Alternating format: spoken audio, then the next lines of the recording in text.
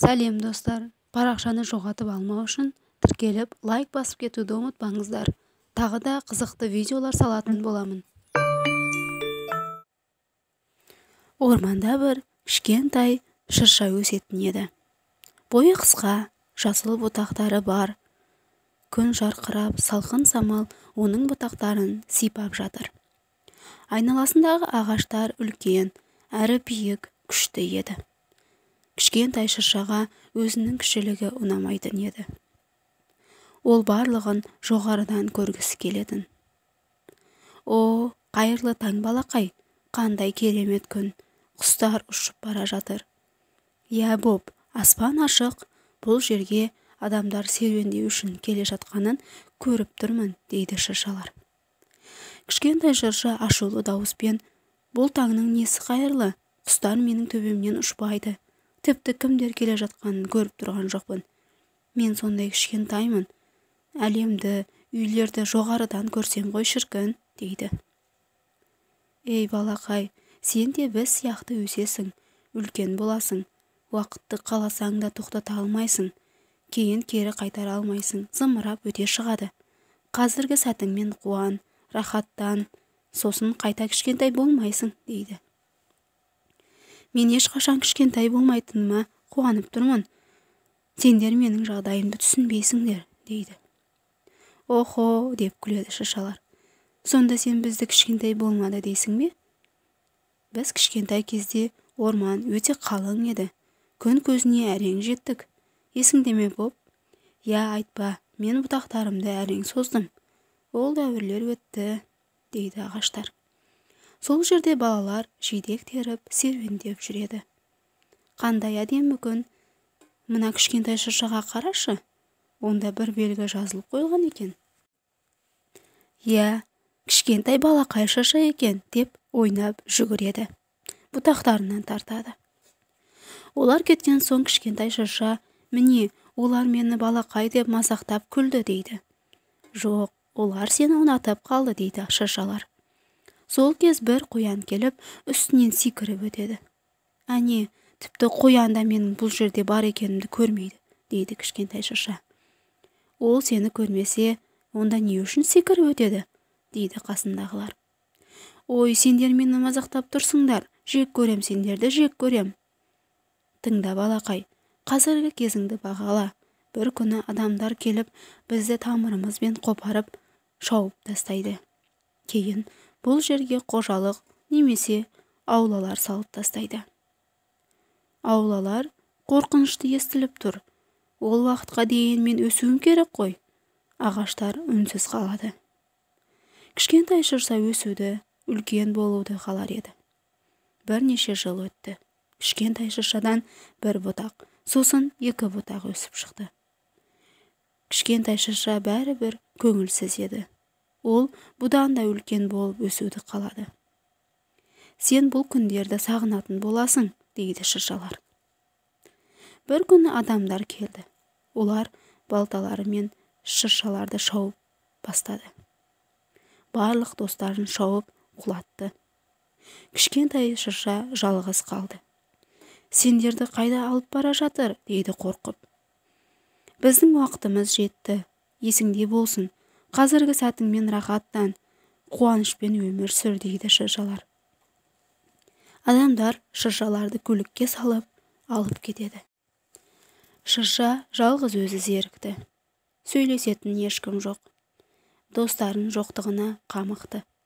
Олармен бірге кетуім керек еді. Адамдар неге мені алып кетпеді екен, дейді. Арадан айлар өтеді. Бір күні алдына тырна ұшып келеді. Сені достарыңды іздеп жатыр деп естідім. Мен оларды көрдім. Олардан үлкен кеме жасады. Омен әлемді су үстінде айналып шығады, дейді тырна. Охо, олар саяхаттап жүрме?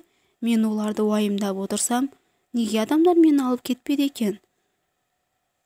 Керісінше, олар үйлерін сағынып жүр, дейді тырна. Өтірік, бұл жердің несін сағынады? Менің кетуім керек, деп тырна ұшып кетеді. Тағы бірнеше жыл өтеді. Бір күні тағы адамдар келеді. Олар кішкентай шыршаны шауады. Шырша қуанады. Оны бір үйге алып келеді. Төбекке отырғызып, ішіне құм салады. Сосын әдемі заттармен әшекейлейді, безендіреді. Төбесіне жұлдыз қояды. Өте әдемі болады. Жанына қорап пен сыйлықтар қояды. Шырша өзін терезеден көріп таң қалады. Бұл мен бе? Мен көріктімін. Сосын балалар келеді. Шыршаны айналып қуанып жүгіреді. Әкесі балаларына ертегі айтып береді. Таң атады. Бүгін қандай қызықтар болады екен деп күтеді кішкентай шырша. Бірақ бөлмеге ешкім келмейді. Бір кез үйбекесі кіріп келеді. Шырша қуанады. Бірақ олар шыршадан ойыншықтарды алып тастайды. Жоқ, алмаңдар, дейді кішкентай шырша. Ой, мені қайда алып бара жатсыңдар?